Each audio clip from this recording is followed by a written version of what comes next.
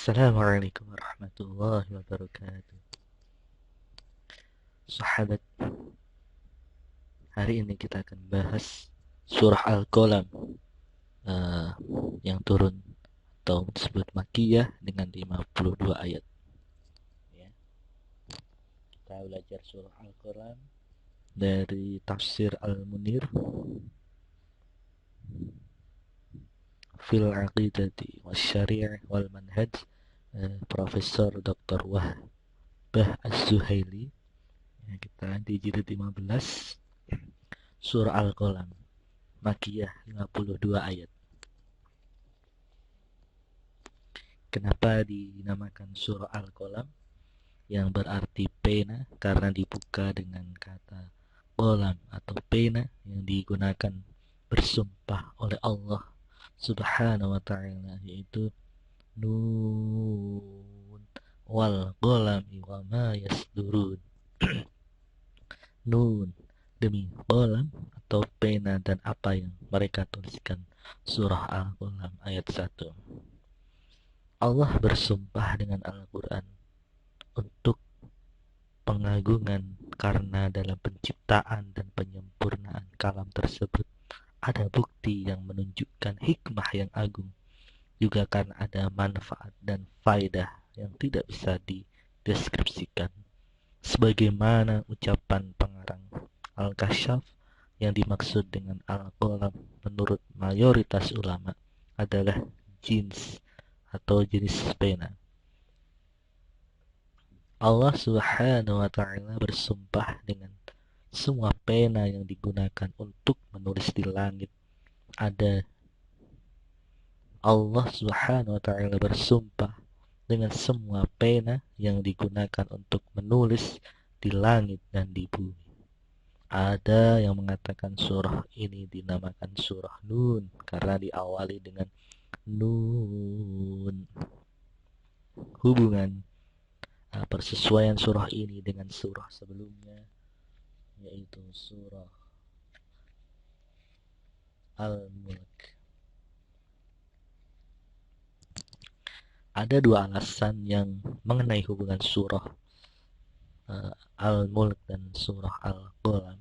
Yang pertama yaitu Allah Subhanahu wa ta'ala menyebutkan di akhir surah Tabarak atau surah Al-Mulk dengan ancaman terhadap orang-orang musyrik untuk mengeringkan air. Dalam surah ini, surah Al-Mulk, Allah menyebutkan dalil mengenai hal itu, yaitu menghilangkan buah kebun dalam satu malam yang ditunggu-tunggu, yaitu hubungannya dengan surah Al-Mulk dan surah Al-Qalam. Di surah Al-Qalam disebutkan adanya dalil mengenai menghilangkan buah kebun dalam satu malam yang ditunggu-tunggu.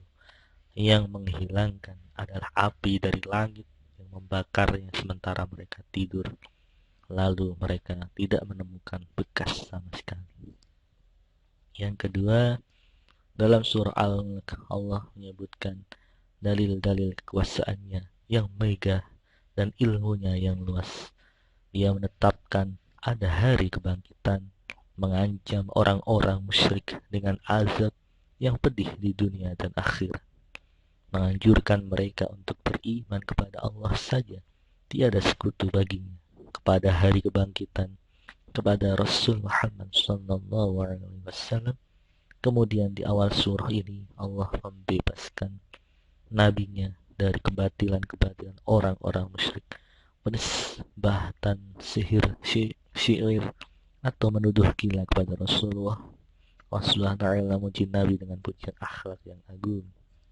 Surah Makkiyah ini, surah Al-Qalam, sebagaimana surah sebelumnya, perhatikan pokok-pokok akidah Islam yang benar, yaitu pembuktian kenabian dan risalah, kebangkitan dan akhirat, penjelasan nasib orang-orang muslim dan orang-orang yang durhaka di hari kiamat. Surah ini dimulai dengan sumpah menggunakan pena sebagai pengagungan kepada pena untuk menghilangkan sangkaan-sangkaan orang-orang musyrik dan dugaan-dugaan mereka yang batal, dan menyifati Nabi Muhammad SAW dengan budi pekerti yang agung. Itu terdapat di surah Al-Qalam 1-4. Dilanjutkan dengan penjelasan mengenai kejelekan akhlak-akhlak sebagian orang kafir membuat kebohongan atas Rasulullah Shallallahu Alaihi Wasallam. Ancaman terhadap mereka dengan siksa pedih yang disediakan oleh Allah kepada mereka. Kemudian dibuat perumpamaan untuk orang-orang kafir Mekah berupa pemilik kebun yang dibakar dan dirusak Allah karena kekafiran dan keingkaran mereka kepada nikmat Allah serta niat mereka untuk menghalangi hak-hak orang fakir dan miskin, seperti tercantum dalam surah Al-Qur'an ayat 17-33. Ayat ini juga membandingkan antara orang-orang muslim, orang-orang mukmin, dan orang-orang pendosa atau para pendosa. Ayat ini menjelekkan orang-orang musyrik atas hukum-hukum mereka yang rusak, merobohkan dakwaan-dakwaan mereka, membangun argumentasi-argumentasi yang mengalahkan mereka, menjelaskan keadaan-keadaan mereka di akhirat dan posisi mereka yang memalukan.